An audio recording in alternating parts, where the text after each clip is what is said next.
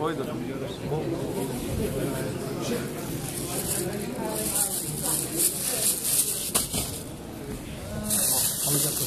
hold my seat. Yeah, bro.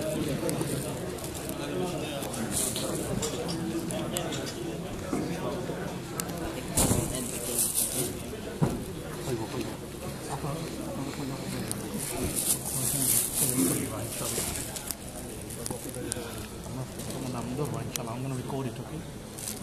I'll give you my chair when I... السلام عليكم ورحمة الله تعالى وبركاته.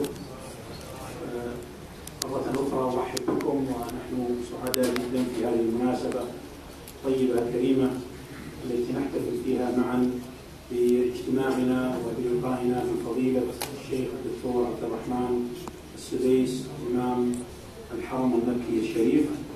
والحقيقة أن هذه من اللحظات والمراكز الإسلامية، وكل هؤلاء الإخوة وجلهم إما مدير مركز أو مسؤول عن مدرسة أو معهد، وكلهم ولله الحمد لهم جهود طيبة ومباركة في خدمة الدعوة الإسلامية وفي خدمة الجالية، وكل منهم على ثغر من ثغور هذه الرسالة السمحة الكريمة التي بعثها الله تعالى وبعث بها نبيه رحمة للعالمين. باسمي وباسم العاملين في المركز الإسلامي وباسم جميع الإخوة معنا هنا أرحب بفضيلتكم وأقول لكم أهلا وسهلا ومرحبا، حللتم أهلا ووقتكم سهلا. نحن سعداء جدا ونعلم أن وقتكم ضيق وأن كثيرا من الناس متلهفون اللقاء بكم، وربما يبلغ الإنسان بالحب أن يكون حبا أحيانا شديدا كما حدث معنا اليوم في المسجد، ولكن هذا دافعه الشوق ودافعه هو تقدير مكانة الحرمين الشريفين حماهم الله وزادهما شرفا وتشريفا، وحبهم لكم هو حقيقة حب نابع من الفؤاد ومن القلب، كله لأجل حب هذا الدين وحب هذا الدين الحنيف الذي بعث الله تعالى به نبيه. فباسمي وباسم الأخوة الحاضرين معنا هنا أرحب بفضيلتكم وأحييكم وأقول أهلا وسهلا.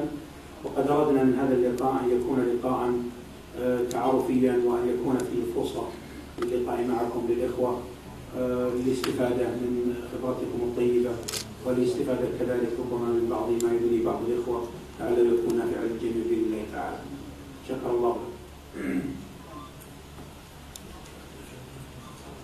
بسم الله الرحمن الرحيم. الحمد لله رب العالمين، وأصلي وأسلم على عبد الله ورسوله خاتم النبيين وسيد الأولين والآخرين ورحمة الله للعالمين، نبينا وحبيبنا وقدوتنا محمد بن عبد الله. اللهم صل وسلم وبارك عليه وعلى آله وأصحابه ومن دعا بدعوته واهتدى بهداه.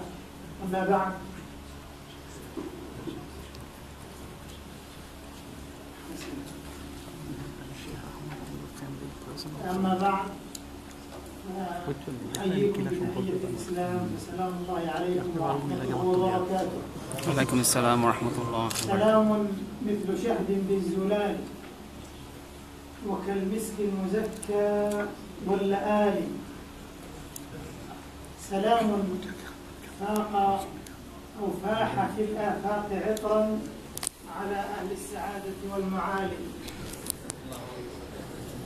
لكم مني سلام من فؤادي كماء المزن يسقي كل وادي.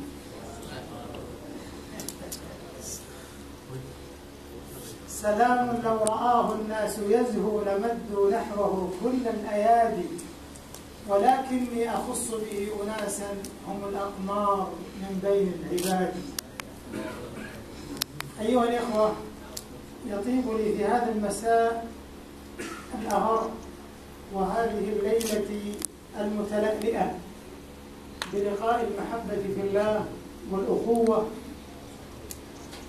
واللقاء مع كوكبة مباركة ونخبة مميزة وصفوة عزيزة من قيادات العمل الإسلامي ومديري الجمعيات والمؤسسات الإسلامية.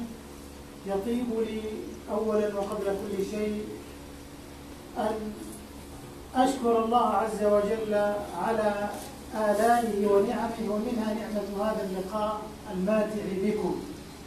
ثم أشكو لولاة الأمر في المملكة العربية السعودية جهودهم في التفاعل مع قضايا إخوانهم المسلمين والتوجيه بإيفاد أهل الفضل والعلم للقاء بإخوانهم، كل ذلك من باب المحبة في الله والأخوة الإسلامية والتواصل والتعاون بين المسلمين. ثم أشكر لأخي العزيز وزميلي الكريم وصبيي المبارك الدكتور أحمد الدويان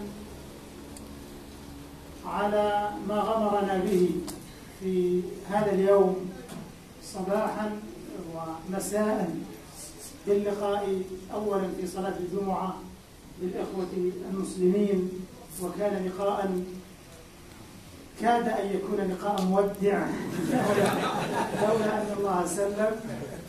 وتذكرت المقولة التي يقال أنه من الحب ما قتل هذا اليوم، لكن أرام نفعا فضر من غير قصد، ومن البر ما يكون عقوقا. إن ما شاهدناه اليوم لا شك أنه نابع عن محبة، عن مودة، عن رغبة في السلام وفي اللقاء وفي الجلسة وفي التواصل والتفاعل مع من يفدون من بلاد الحرمين الشريفين. وهذه أيضا تحكي المسؤولية والأمانة العظيمة التي ينبغي أن نبذلها في كل مكان وفي كل مجال في زيارات إخواننا والتواصل بهم ودعمهم واستثمار أمثال هذه اللقاءات المباركة في تحقيق كلمة المسلمين وجمع كلمتهم، وأيضا في إيجاد الصورة الحسنة للمسلمين أمام غيرهم في مثل هذه البلاد. أشكركم شكرا جزيلا فردا على هذا اللقاء الطيب، وأعتذر الحقيقة عن التأخير لأنني بعد ما حصل لي اليوم أحتاج أرتاح 24 ساعة، لكن ما ارتحت إلى العصر. وكنت قبل قليل بزيارة إسلامية إنسانية للمستشفى وبعض مرضى المسلمين، وكان لقاء أيضا ماتعا ومهما وله أثره الكبير على فئة من إخواننا ينبغي أن لا يسقط لقاؤهم من البرنامج. Alhamdulillah wa salatu wa salam ala Rasulullah. We're going to try to do some justice to what Sheikh Sudais has basically poured on us with regard to the wealth of information. He started with a very memorable poems with regard to welcoming beloved people, especially brothers and sisters whom you love in the sake of Allah subhanahu wa ta'ala. So I'm not going to translate what he said because it's probably too ambitious for me to attempt. But he started off after praising Allah subhanahu wa ta'ala by thanking all of the brothers and sisters who attended today, waiting for him until this last hour, thanking Dr. Dubayan for his generosity and his tireless effort to help him to meet the Muslim community, especially being overwhelmed after the Jum'ah prayer today. Sheikh Sudais said, I felt it's as if the meeting of farewell, and that's why brothers laughed basically like as-salam al-muwadda. He says this is indeed a sign of love, a sign of the bond of brotherhood that binds people not only in this country but those who come from different parts of the world. He said a sign of the Muslim community loving those who come from Bilad al-Haramain. And he said also this puts a responsibility on myself as a Sheikh coming from Makkah, that I should play a role like many other leaders to unite the Muslim community or help unite the Muslim communities. He reiterated his apologies for being late. He said, I've been visiting some sick Muslims in some of the hospitals, and this is part of his social responsibility as coming to this country. ترجمت المعلقات ولا قلت يعني أبالغ ولو أردت أو حاولت أن أترجمها. أيها الأخوة، الحديث معكم حديث مميز لأنني أتحدث مع نخبة، والحديث مع النخبة حديث أحيانا يكون عسيرا إلا للمتمرسين، وأنا لست من المتمرسين، فأنا رجل عامة ويكفي اليوم حب المسلمين الذين هم على فطرتهم وسجيتهم. أما النخبة والحديث معهم فهو يحتاج إلى يعني الحقيقة تخصص وتميز في العلم والفكر والثقافة وبعد النظر، وأحسب نفسي لا أستطيع أن أتحدث مع النخبة، لكني أستفيد منهم في أن أتذاكر وإياهم بعض القضايا المهمة التي نحتاجها جميعا، ولا بأس أن يفتح الحوار لتعليق أو إضافة أو اقتراح أو مزيد بيان أو استدراك حتى، لأننا بحاجة أن نفتح صدورنا لبعضنا البعض، وأن تصفو قلوبنا، وأن يكون الحديث حديث الشفافية والمصداقية والموضوعية والصراحة أيضا، لأننا بحاجة فعلا إلى أن يكون المسلم مرآة لأخيه، ولا شك أن هذا دليل على المحبة والتلاحم والتقدير والتواصل والتعاون الذي يبذله إخواننا في جمعيات والمراكز الإسلامية في مثل هذه البلاد. فهنيئا لهم هذه الجهود الطيبة في توجيه الناس ودعوتهم وتربيتهم التربية الصحيحة، وأيضا الإسهام في خدمة المجتمعات التي يعيشون فيها، وما يكون في المساجد والمدارس والمستشفيات والسجون للدعوة لا شك أننا نفاخر بها ونرى هذا الأثر العظيم بهذه الصروح العملاقة وهذه المعاقل الخيرة، وهذه أيضا مشاعر الهداية للناس جميعا من المسلمين وغير المسلمين. ولا شك أن فهمنا لرسالتنا العالمية كبيرة في أن هذه الأمة أمة الرحمة للعالمين، أمة الشهادة على الناس، أمة الخيرية التي أخرجت للناس.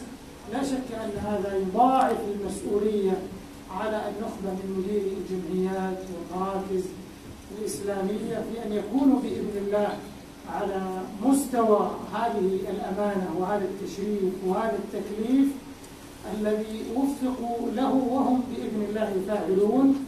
لا شك أن الأمر يحتاج إلى مزيد من التنسيق، من التعاون، من الوحدة الإسلامية، من تحقيق الأخوة. إذا كنا نطالب عامة الناس بالأخوة والوحدة، فأولى أن يكون مدير هذه الجمعيات وهذه المراكز إخوة متحابين متآلفين متعاونين على البر والتقوى. وليس معنى هذا أني لا أخطئ أو أن مدير المركز لا يخطئ وأن الأخ الآخر لا يخطئ، كلنا خطاء وخير الخطائين التوابون. فأمثال هذه اللقاءات فيها التقارب، فيها التواصل، فيها التعاون على البر والتقوى، ولا نستطيع أبدا أن نقدم رسالتنا في دعوة غيرنا وفي الحوار مع الآخر ما لم نكن نحن أولا متحدين متكاتفين متعاونين، لا سيما عند النوازل وفي الآراء التي تحتاج إلى فتاوى، وفي القضايا التي تحتاج إلى رأي موحد كمسألة مثلا دخول شهر رمضان، الحج، بعض النوازل والقضايا التي ترد على المسلمين. يحتاج الإخوة المسلمون إلى نوع من التعاون والتكاتف. وأقترح وكنت اقترحت ولا أزال أن تكون هذه القاعة معمورة بلقاء هؤلاء الأحبة كل شهر، كل 6 أشهر على الأكثر، يكون هناك تعاون وتنسيق وتلاقي وتحاور وتشاور فيما في مصلحة المسلمين بل ومصلحة غيرهم من أبناء هذه البلاد التي يعيش المسلمون فيها. Sheikh Sudais spoke about, he said, in front of me are the cream of the Muslim community, or part of the cream of the Muslim community in this country, you leaders of Muslim organizations, schools, centers, and other NGOs and so forth. He said, being the case, I'll be attempting to propose some advice, or probably propose some of the insight. I'm not an expert to address you with regard to things probably you know better, but I'll be attempting to impart some knowledge with regard to what I think is useful for you as leaders of the Muslim community in this country. He said this is a very important opportunity for you and I, for all of us, to open our hearts to exchange ideas, to remedy the problems, to seek solutions for all of us, those who are living in this country. He congratulates all of the leaders of the Muslim organizations present today for the effort that they are doing for Muslims in this country. He said the echo of your positive and excellent work reaches us over there in Bilad al-Haramain. So congratulations, he said, for all the positive work that you've been doing, and part of the media reflects some of the work you've been doing.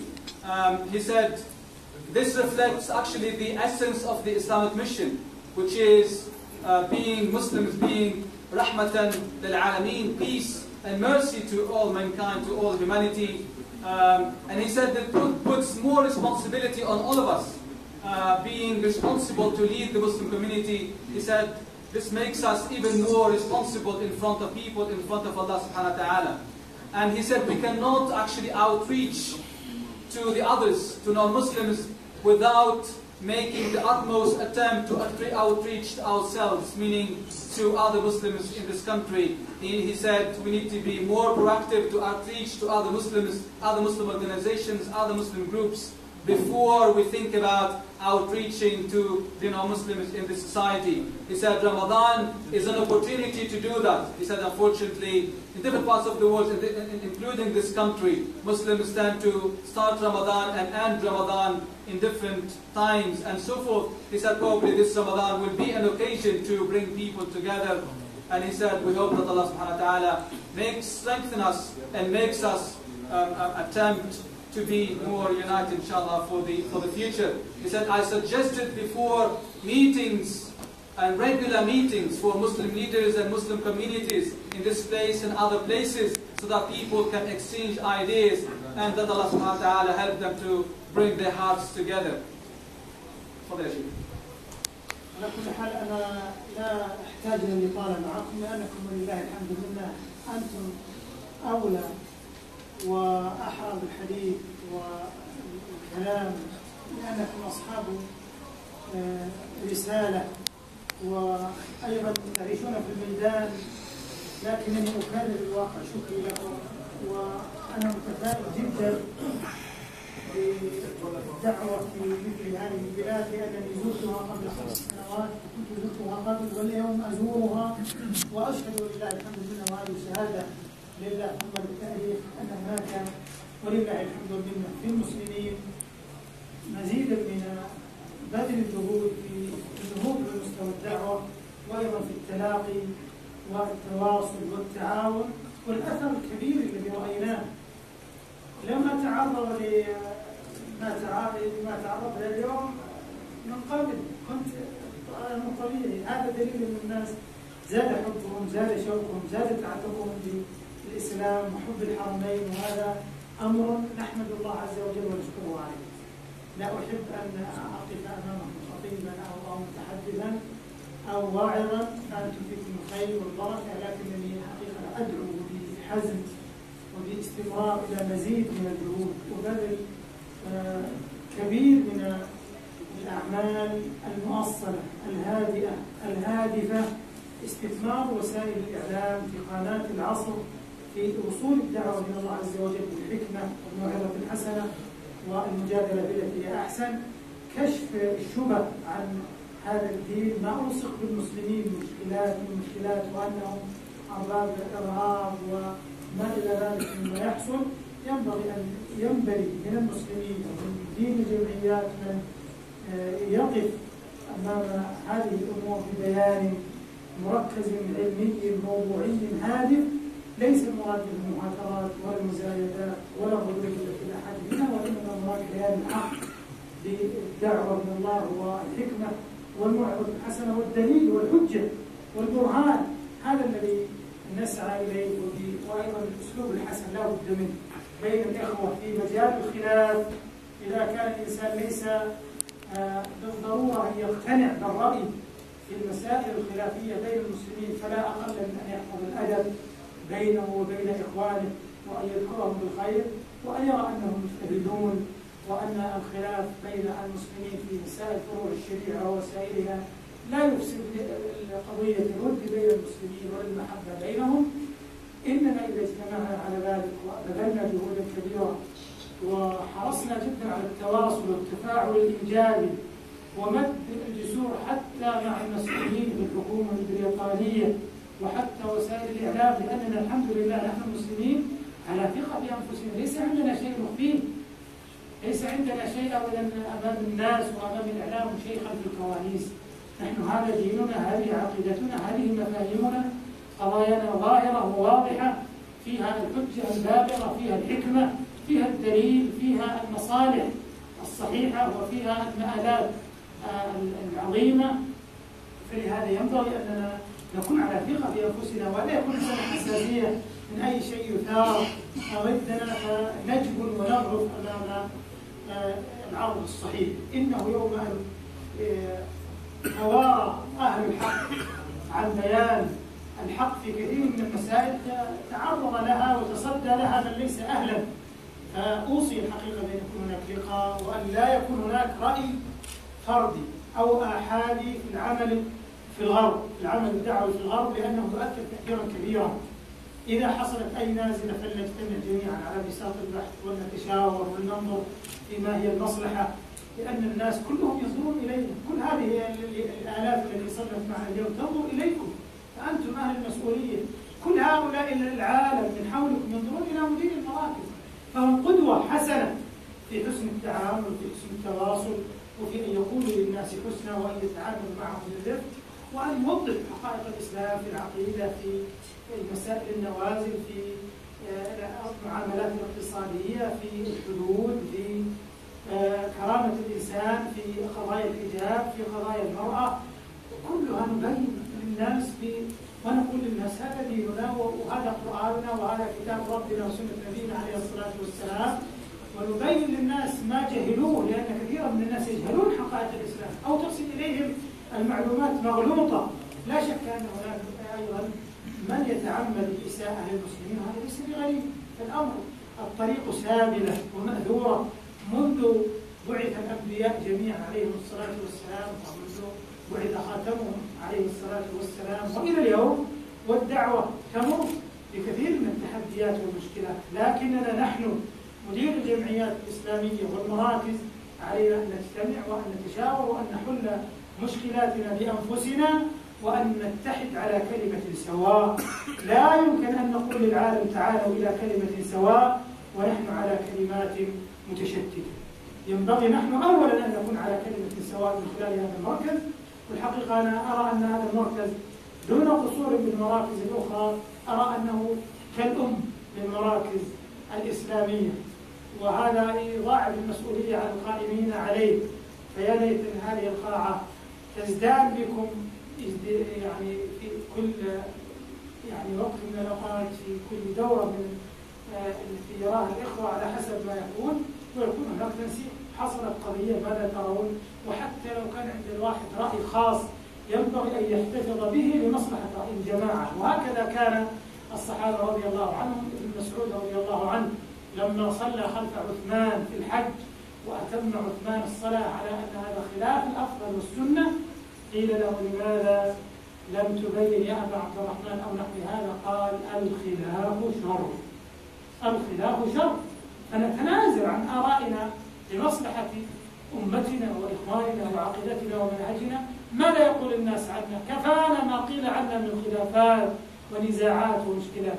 وأنا أرى الحمد لله اليوم بعد أن وضعت دعايات الإرهاب ضد المسلمين أوزارها أن نبدأ بعمل هادئ هادف مؤصل ملء الاجتماع والتلاحم والتشاور والتواصل، لنبين للناس ونتفرغ لمهمتنا الكبرى أمام الإنسانية وأمام البشرية جميعا. حقيقة أنها فرصة مباركة وسعيدة، وأنا لا أستطيع الحقيقة أن أضع اللجام عن الكلمات التي تتناثر دون قصد، لأن لا أريد الإطالة عليكم، لكن شاكر جدا هذا اللقاء، وأشكر أخي الدكتور رحمن ولفضيلة الإمام الشيخ خليفة ولجميع الإخوة الذين شرفونا في هذا اللقاء الطيب. وأرى أنه من ضمن التوصيات التي نخرج بها حتى لا يكون نظريا أن نتفق على لقاء كل فترة، وأنا مستعد أتواصل معكم حتى من مكة المكرمة.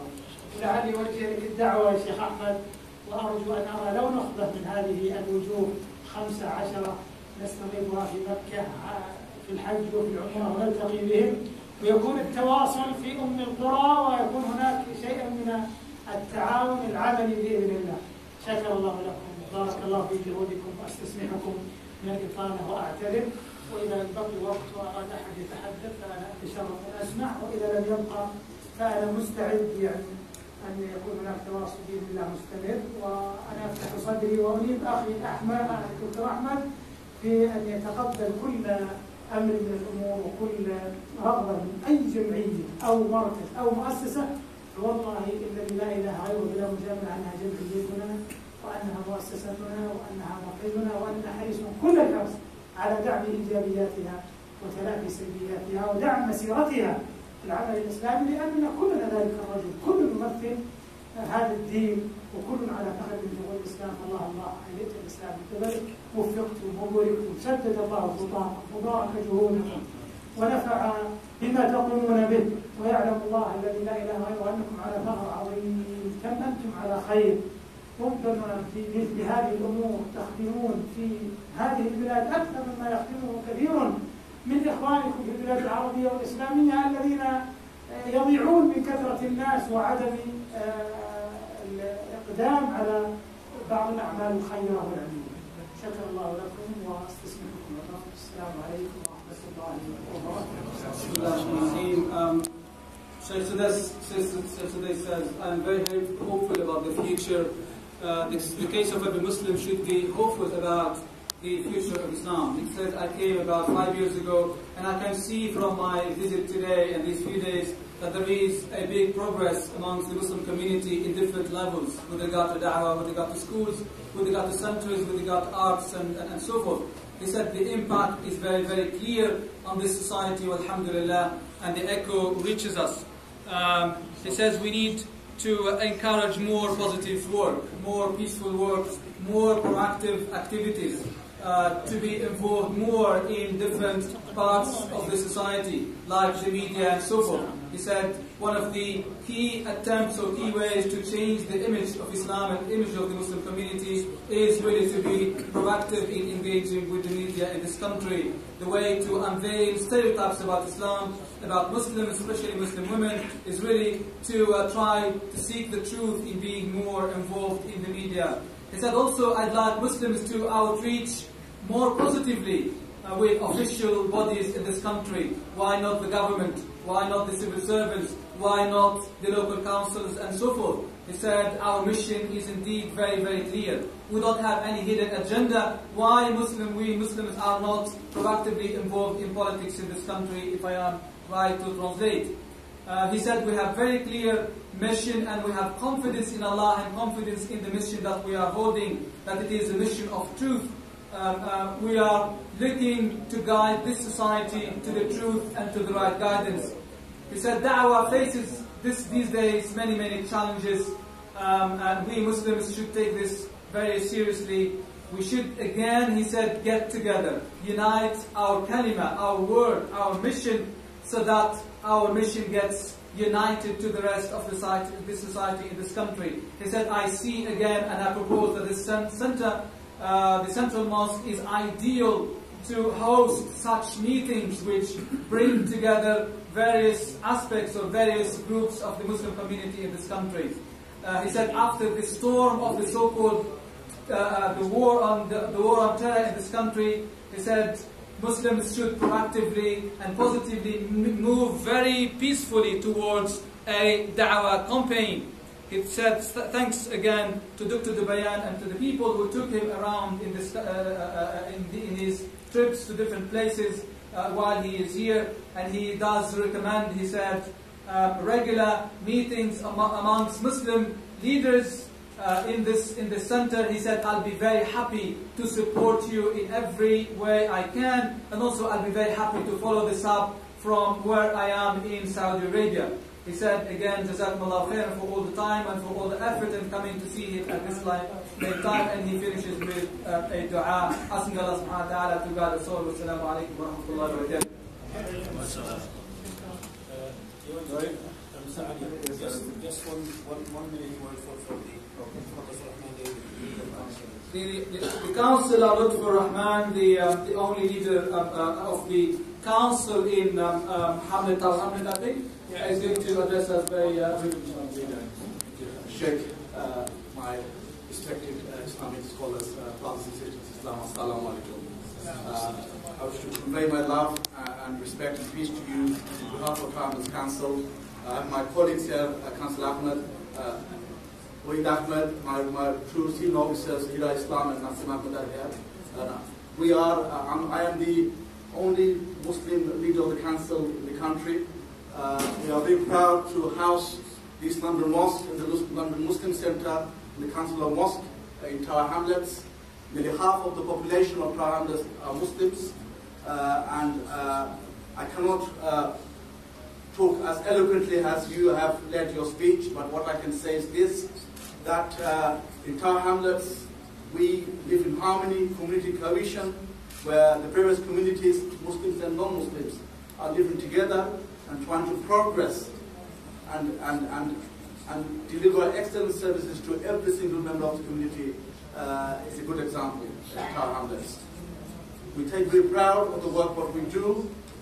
We seek your prayers, and please, when you pray, do remember us, that we as Muslims, we can lead by example, and that we serve the community, and that in this Great Britain, that the government are looking towards us as a council, that we do not fail our people, that we serve them excellently.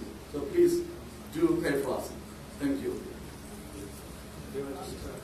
Just a small token of love from Tower Hamlets. Thank you.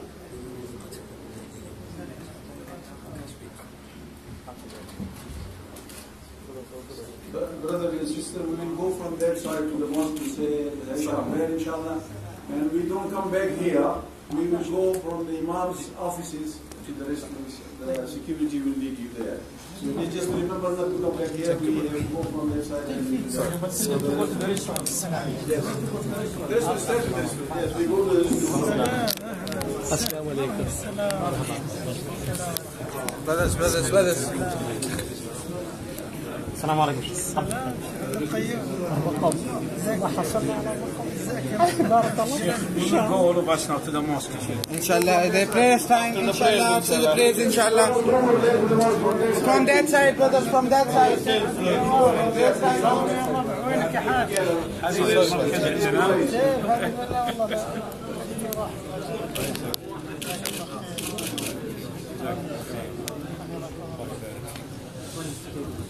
جزاكم الله خير. السلام عليكم شيخ. السلام عليكم. السلام عليكم. نبي نروح من هنا يا شيخ. صلي بس. Brothers, we're going from that side, please stay away. Give me some direct. نروح للمسجد يا اخوان.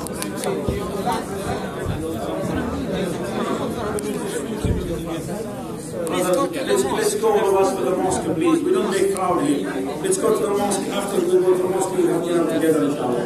So there will be time, please, brothers. Move to the mosque directly outside. Please. Let us do it better than today. He's coming this way. After the prayers, brother. After the prayers.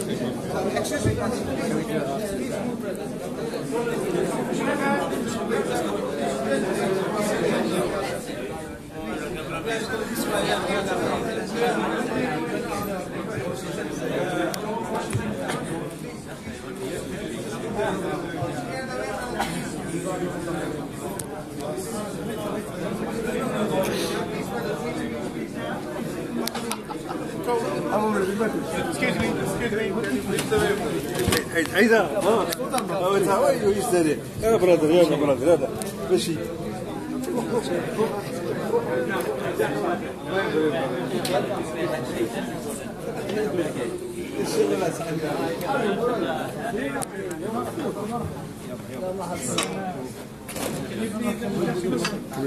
Yes, fine, yeah. I'm just... Assalamu alaikum.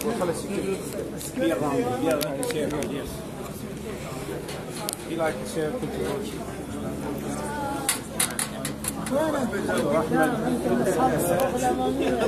كيف الحال؟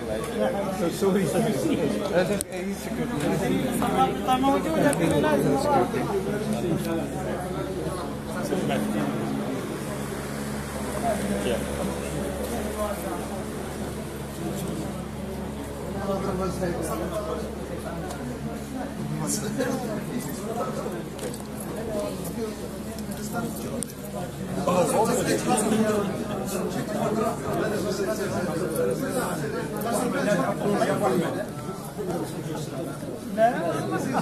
But how long is Sheikh here for?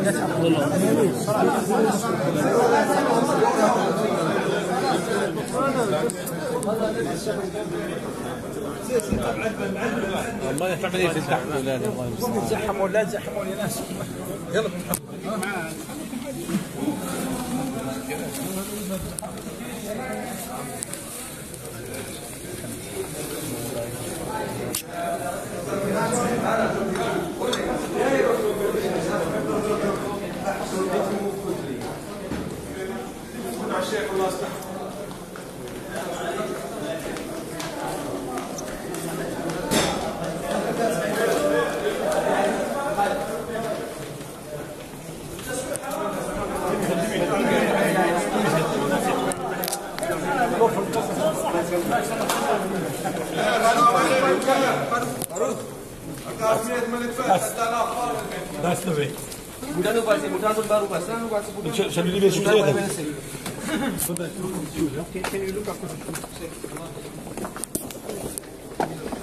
Lagi apa nama tahu?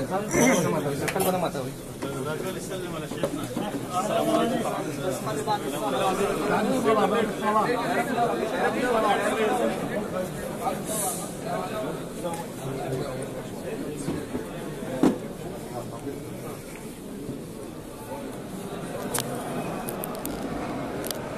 Allah